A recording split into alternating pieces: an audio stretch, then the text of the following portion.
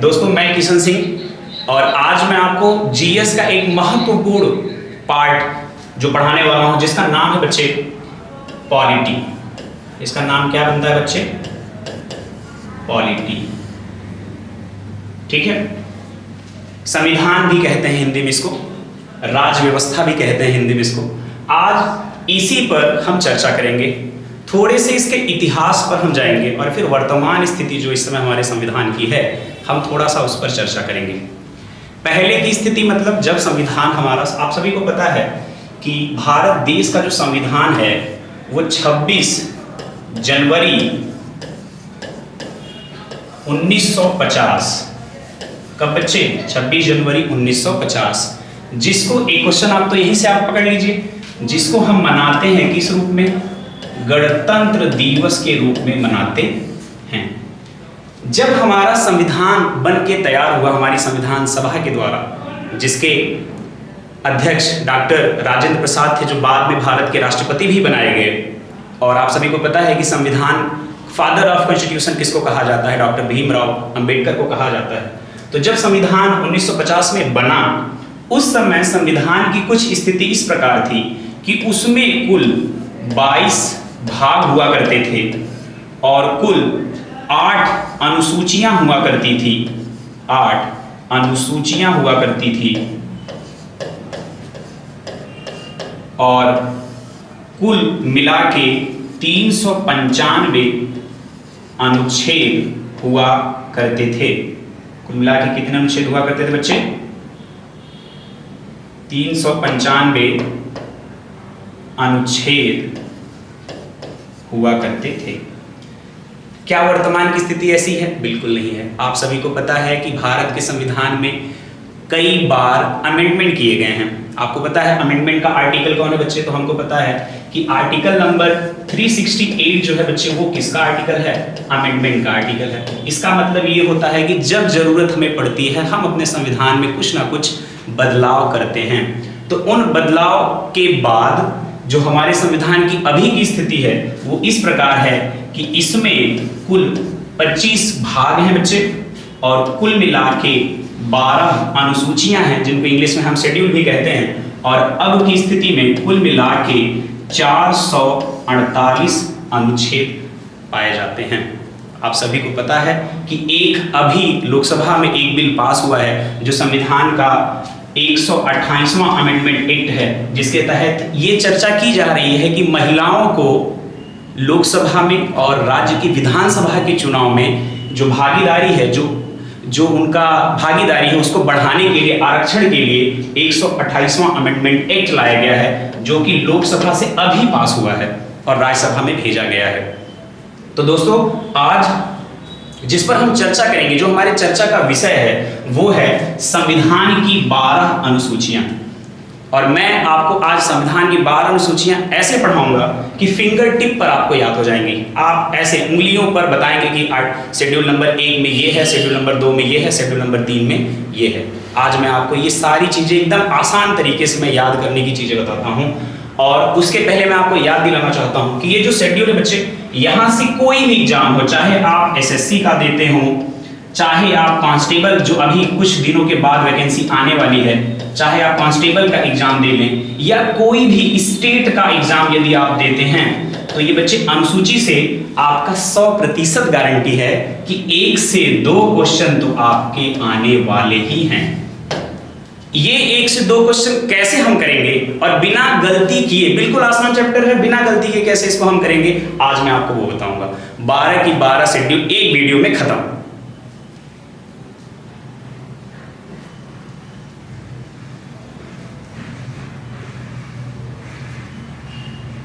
मैं इसको इरेज कर लेता हूं, उसके बाद मैं आपको बताता हूं संविधान की 12 अनुसूचियां।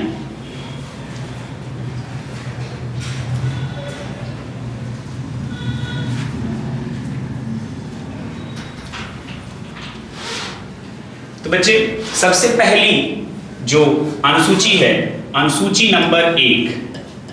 अनुसूची नंबर 1 में क्या कहा गया है? अनुसूची नंबर 1 में कहा गया है कि भारत राज्यों का एक संघ है। आजकल आप देख रहे हो कि राजनीति में बड़ी चर्चा है आर्टिकल नंबर 1 को लेके। जहां पर लिखा आता है कि इंडिया दैट इज भारत, और बहुत सारे लोग ये कह रहे हैं कि भारत दैट इज इंडिया हो जाए। मुझे दोनों शब्दों से कोई प्रॉब्लम नहीं है, भारत हमारा देश है, हिंदुस्तान कह लें, भारत कह लें, आर्यावर्त कह लें, जम्बूद्वीप कह लें, जो मन करे आप वो कह लीजिए।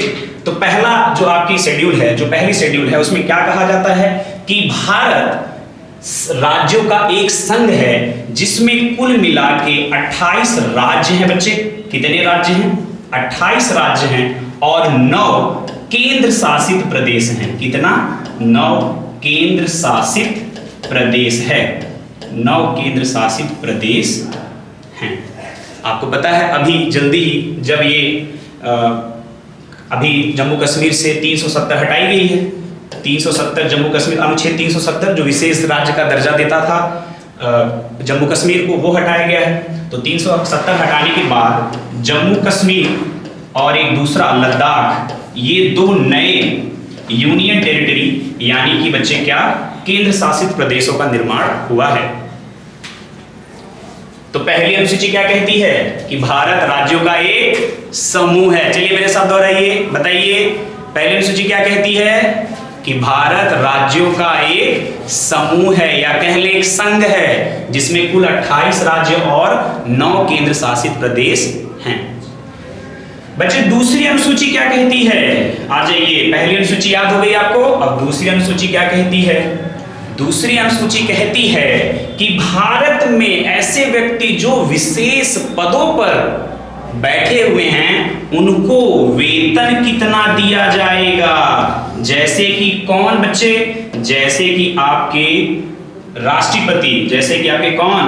राष्ट्रपति। आपके कौन बच्चे? राष्ट्रपति, राष्ट्रपति हो गए, आपके उपराष्ट्रपति हो गए, और उसके बाद आपके जो चीफ जस्टिस ऑफ इंडिया हो गए, आपके जो स्टेट में हाई कोर्ट होती है बच्चे, उनके जज हो गए, और उसके बाद आपके जो सीएजी हो गए, आपके न्यायवादी हो गए। इन सबको कितनी सैलरी दी जाएगी, ये सब कहाँ लिखा गया है? शेड्यूल नंबर 2 में। अब आपके मन में ख्याल आता होगा सर राष्ट्रपति है तो राष्ट्रपति को कितना पैसा मिलता है? तो बच्चे राष्ट्रपति भारत का प्रथम नागरिक होता है। भारत का प्रथम नागरिक कौन होता है? राष्ट्रपति होता है। आर्टिकल नंबर 52 क्या कहता है कि भारत का एक राष्ट्रपति होगा। तो बच्चे राष्ट्रपति को कुल मिला के 5 लाख रुपए दिए जाते हैं। कितना दिया जाता है? 5 लाख रुपया दिया जाता है। इंजीनियर डॉक्टर बनने से बढ़िया है राष्ट्रपति बना जाए, ठीक है। तो प्रथम व्यक्ति होता है तो उसको कितनी सैलरी दी जाती है बच्चे? 5 लाख रुपए की सैलरी दी जाती है।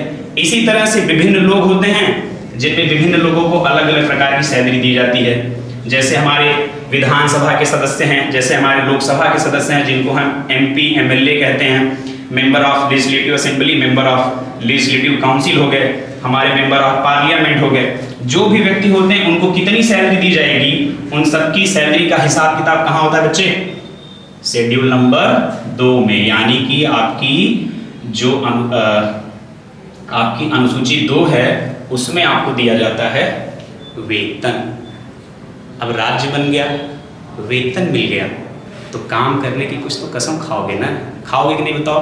काम नहीं करोगे तो आपकी जो तीसरी अनुसूची है बच्चे, उसमें क्या है? उसमें है शपथ कि ये जो विशिष्ट व्यक्ति हैं ये कौन शपथ इनको दिलाएगा और कौन सी शपथ ये लेंगे। आसान तरीका है, अमिताभ बच्चन की एक मूवी आई थी तीसरी कसम, उससे याद कर लो।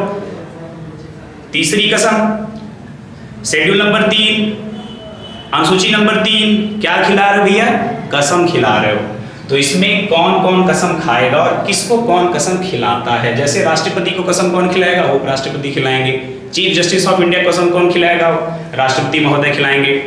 तो सबसे बड़ा जो सवाल जो 2018 के PCS प्री में पूछा गया था, वो सवाल को मैं आज आपसे जिक्र करना चाहूंगा। उस सवाल में ये था कि किन्हीं 2 व्यक्तियों का नाम बताएं जो तीसरी अनुसूची के अनुसार शपथ नहीं लेते हैं, बताइए। तो बच्चे वो लोग कौन हैं? लोकसभा का अध्यक्ष और लोकसभा का उपाध्यक्ष, वो लोग तीसरी, ठीक है।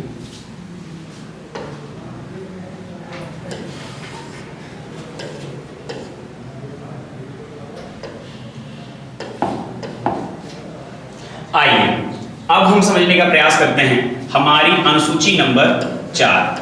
अनुसूची नंबर 4 क्या कहता है बच्चे? अनुसूची नंबर 4 कहता है राज्यसभा में सीटों का बंटवारा। राज्यसभा में सीटों का बंटवारा कि राज्यसभा में किस राज्य से कितने लोग जाएंगे, राज्यसभा में किस राज्य से कितने लोग जाएंगे, ये हमें कहां बताया जाता है? अनुसूची नंबर 4 में। तो बच्चे सबसे ज्यादा उत्तर प्रदेश से जाते हैं और वो कितने जाते हैं? 31। और सबसे कम कहां से जाते हैं बच्चे? गोवा से जाते हैं। कहां से जाते हैं बच्चे?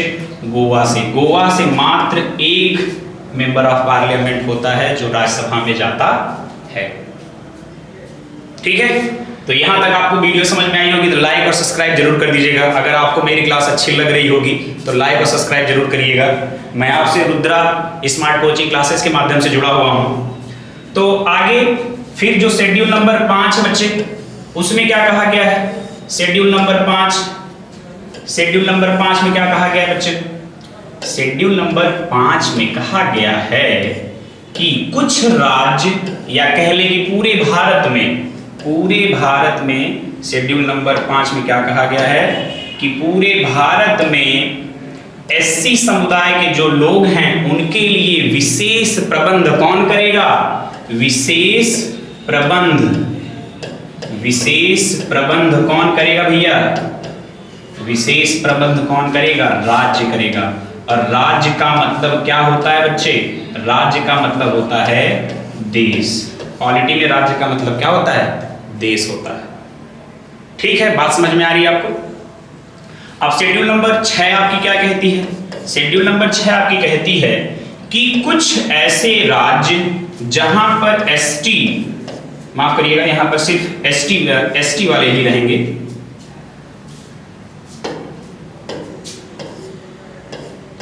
एसटी के लिए विशेष प्रबंध, एसटी के लिए विशेष प्रबंध।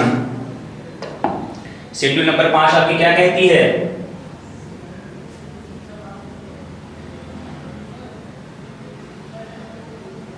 एक मिनट जी, हाँ वो कट कर देंगे।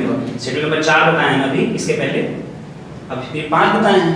हाँ बिल्कुल, एसटी के लिए विशेष प्रबंध 5 बताए हैं। 6 बता। 6 असम, मिजोरम, त्रिपुरा और मेघालय।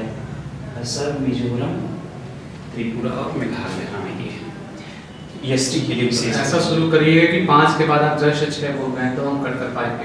अच्छा ठीक, उसको इरेज करके 6 लिख के फिर वैसे रिप्रेजेंट करिएगा।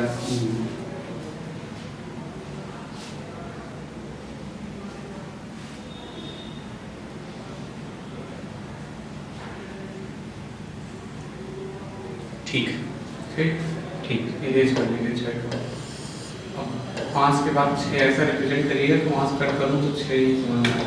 ठीक है, आइए बच्चे तो देखें शेड्यूल नंबर 6 में क्या कहा गया है? शेड्यूल नंबर 6 में कुछ विशेष राज्य जो पहाड़ी क्षेत्र हैं भारत के, जैसे आपका बच्चा कौन सा हुआ? आपका है असम, असम हो गया। आपका हो गया बच्चे कौन सा? त्रिपुरा। क्या हो गया बच्चे? त्रिपुरा। और आपका बच्चे क्या हो गया? मेघालय। क्या हो गया? मेघालय। और एक कौन सा हो गया आपका? असम, त्रिपुरा, मेघालय। और बच्चे कौन सा एक हो गया आपका? मिजोरम। क्या हो गया बच्चे? मिजोरम। एक फार्मूला है वहां से भी आप इसको याद कर सकते हैं, ATM स्क्वायर। आसाम, त्रिपुरा, मिजोरम और मेघालय। यहां पर एससी के लिए विशेष प्रबंध कौन करेगा बच्चे? विशेष प्रबंध कौन करेगा? बता दीजिए तो जल्दी से मेरे प्यारे बच्चों। विशेष प्रबंध कौन करेगा बच्चा? राज्य करेगा।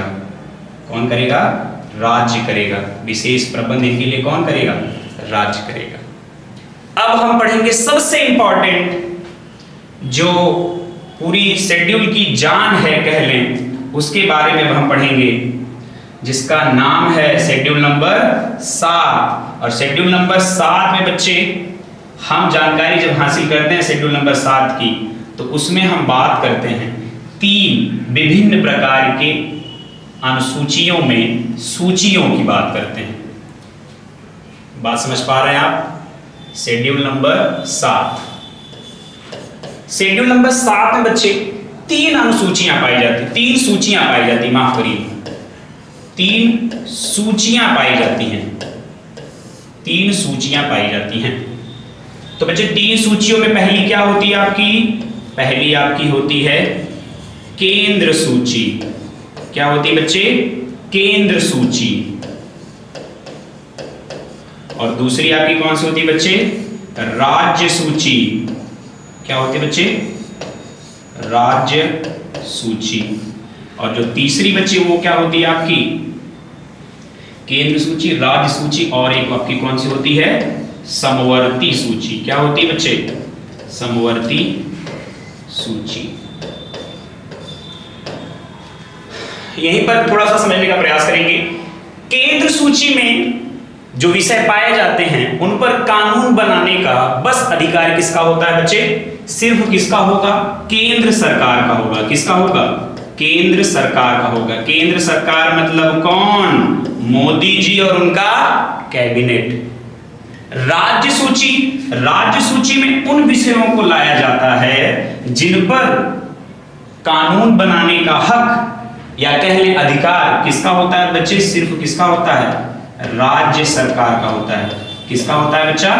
राज्य सरकार, या कह लें किसका? हमारे योगी महाराज का। समवर्ती सूची पर बच्चे दोनों लोग कानून बना सकते हैं, राज्य भी बना सकता है और केंद्र भी बना सकता है। लेकिन जब कभी दोनों के बीच में मतभेद हो जाए, जब केंद्र सरकार और राज्य सरकार के बीच में मतभेद हो जाए, तो उस स्थिति में जो कानून केंद्र सरकार बनाएगी वही मान्य होता है। तो इसमें कुछ विषय दिए गए होते हैं।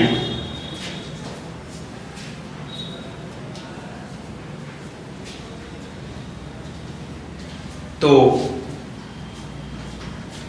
केंद्र सूची में बच्चे कुल मिला के 97 विषय दिए गए हैं। जैसे कि क्या? जैसे कि विदेश, या कह लें रक्षा, कह लें, या इसको क्या कह लें? रक्षा कह लें। रक्षा संबंधित जो भी कानून है वो कौन बनाएगा? केंद्र सरकार बनाएगी। आपका जो यूपीएससी होता है उस पर कानून कौन बनाएगा? केंद्र सरकार बनाएगी। और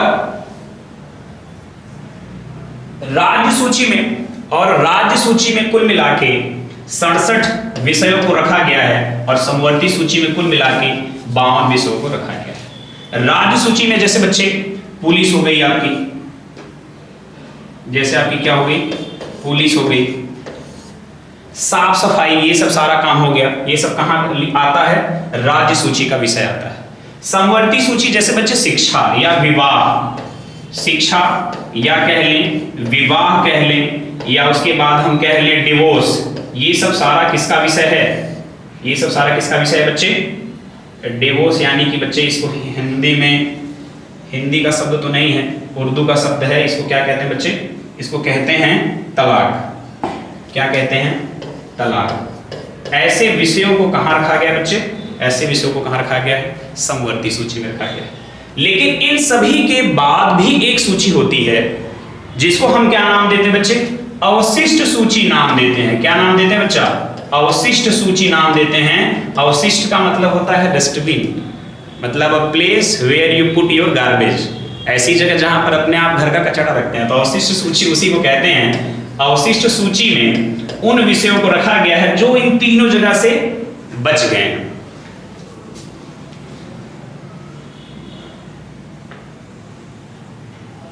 अवशिष्ट सूची पर कानून बनाने का अधिकार किसका होता है बच्चा? अवशिष्ट सूची पर कानून बनाने का अधिकार किसका होता है? केंद्र का होता है। कौन बनाएगा इस पर कानून? मोदी जी बनाएंगे। तो ये थी आपकी शेड्यूल।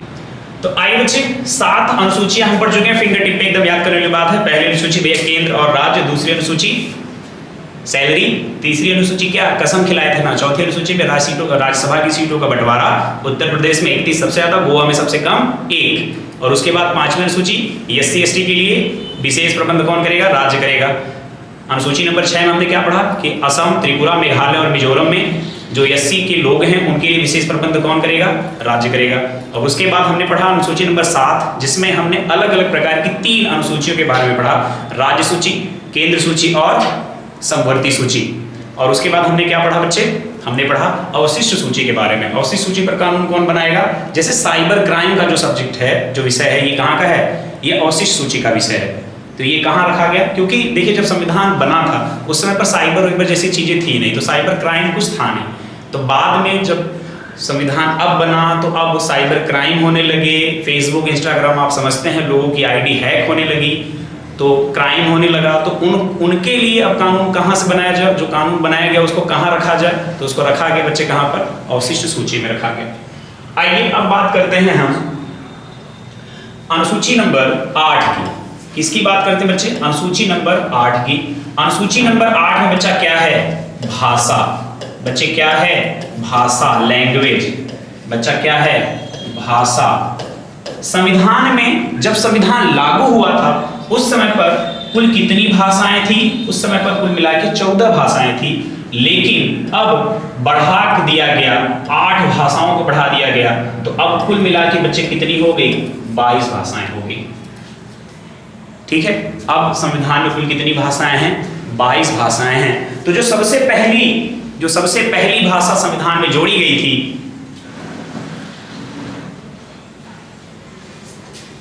ये सब इरेज कर दीजिएगा, कटा दीजिएगा। उसको चलने दीजिए, मैं सब काट दूंगा। जो इधर मूवमेंट हो रहा है ना सब काट दूंगा।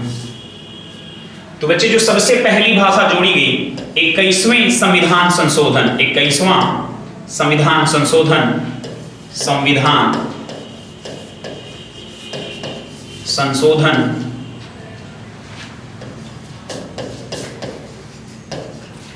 21वां संविधान संशोधन 1969 के द्वारा।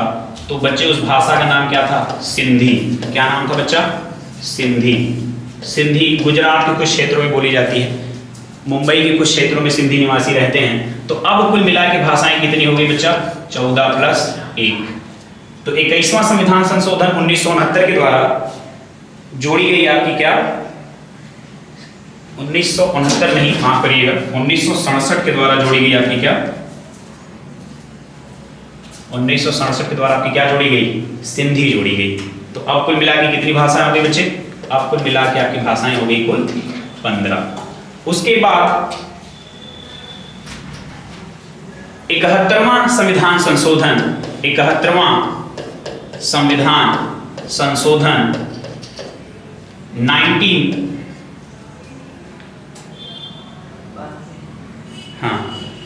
1992 के द्वारा आपकी जो 3 भाषाएं इसमें जोड़ी गई, जिन 3 भाषाओं के एक फार्मूले से हम याद करते हैं बच्चा, क्या? नमक। नमक का दरोगा। नमक का दरोगा प्रेमचंद्र की एक बहुत बड़ा उपन्यास था, उसी से हमने याद किया। हमने क्या बताया बच्चे? नमक से पहली भाषा कौन? नेपाली। दूसरी भाषा कौन? मैथिली। कौन बच्चा? मैथिली। और उसके बाद एक और दूसरी और एक तीसरी भाषा कौन? कोंकणी। क्या बच्चा? कोंकणी।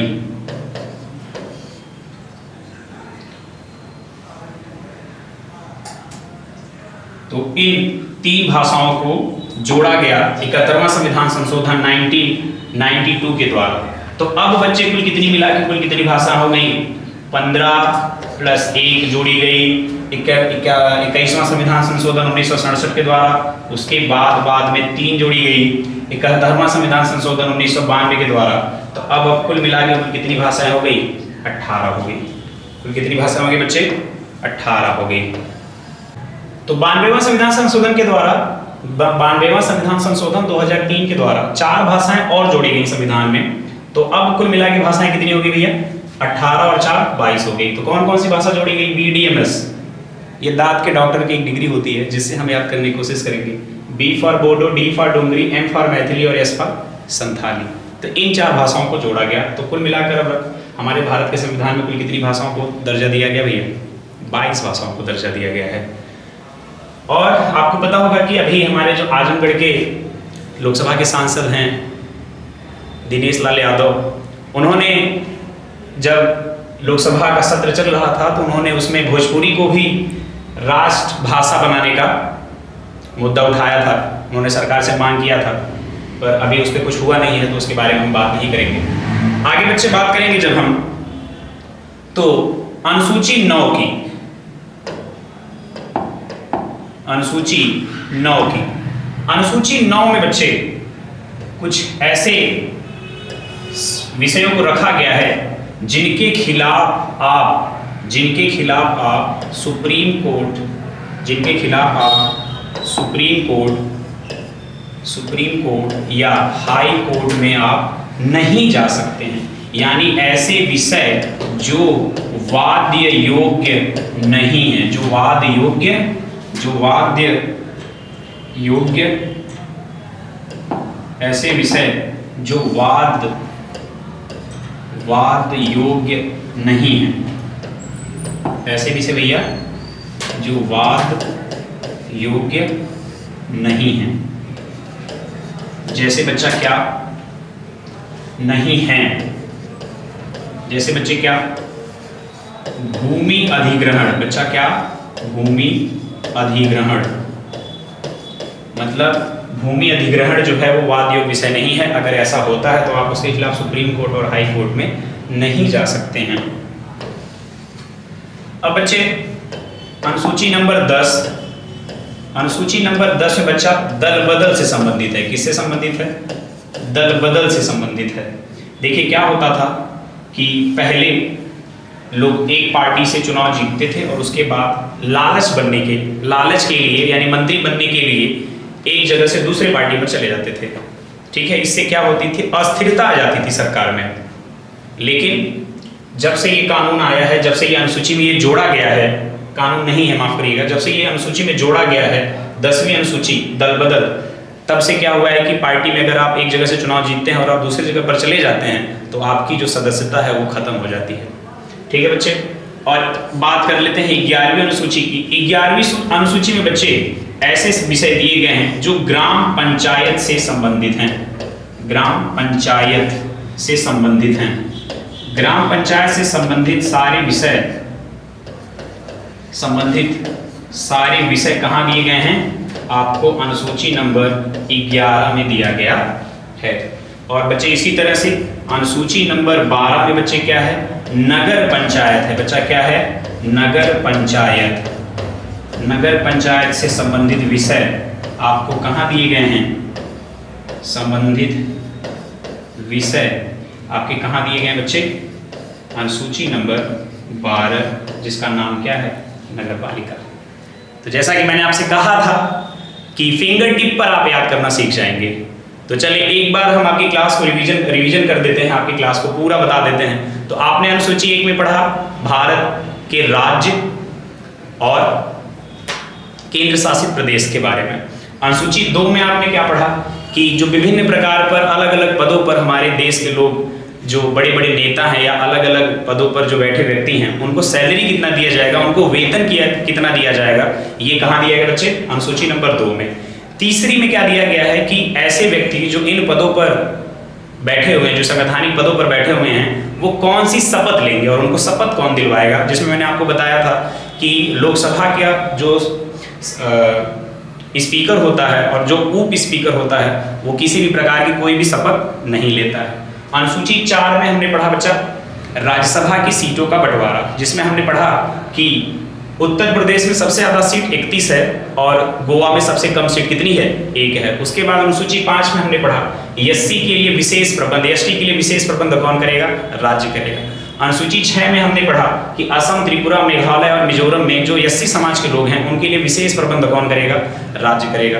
अनुसूची 7 में हमने अलग अलग 3 प्रकार की सूचियों के बारे में पढ़ा, केंद्र सूची, राज्य सूची और समवर्ती सूची। एक चौथी मैंने आपको बताया अवशिष्ट सूची। उसके बाद 8 में आपने क्या पढ़ा? संविधान में जो 22 भाषाओं का जिक्र किया गया है, जिन 22 भाषाओं को संविधान में दिया गया है उसके बारे में पढ़ा। आपको पता है, अब पता है कि जो मूल संविधान था उसमें मात्र 14 भाषाओं को दर्जा दिया गया था, लेकिन बाद में और 8 भाषाओं को जोड़कर अब संविधान में कुल कितनी भाषाएं हैं? 22 भाषाएं हैं। अनुसूची 9 में आपने पढ़ा कुछ ऐसे विषय जो वाद योग्य नहीं है, जैसे भूमि अधिग्रहण, इनके खिलाफ आप सुप्रीम कोर्ट या हाई कोर्ट में नहीं जा सकते हैं। आपने अनुसूची 10 में पढ़ा दल बदल, आपने अनुसूची 11 में पढ़ा ग्राम पंचायत से संबंधित विषय, ऐसे विषय जो ग्राम से जुड़े हुए हैं, जो हमारे गाँव से जुड़े हुए हैं, वो कहाँ पर हैं? ग्राम, जैसे गाँव का प्रधानी का चुनाव हो गया, गाँव में सफाई का काम हो गया, ठीक है, टीका लगवाना हो गया, ये सब कहाँ जुड़ा हुआ है? ग्राम पंचायत, अनुसूची नंबर 11 में है। अनुसूची नंबर 12 में बच्चे क्या है? नगर पंचायत से संबंधित विषय हैं, ठीक है। तो ऐसे ही हम अपनी पूरी जो पॉलिटी की क्लास है उसको पढ़ेंगे। आप हमारे चैनल को सब्सक्राइब कर दीजिए, रुद्रा स्मार्ट कोचिंग के चैनल को सब्सक्राइब कर दीजिए। और मैं किशन सिंह आज की क्लास को यहीं ख़त्म करना चाहता हूं, और अगली क्लास में मैं आपको एक और धमाकेदार वीडियो के साथ मिलूंगा। तब तक के लिए नमस्कार।